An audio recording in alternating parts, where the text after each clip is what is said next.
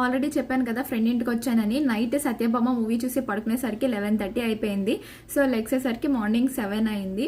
ఈ రోజు నేను రిటర్న్ అయిపోతున్నాను. సో మేమైతే బ్రేక్ఫాస్ట్ చేసుకుంటున్నాము. మా స్పెషల్స్ వచ్చేసి మల్టీగ్రెయిన్ దోశ విత్ కొబ్బరి చట్నీ అండ్ వంకాయ చట్నీ.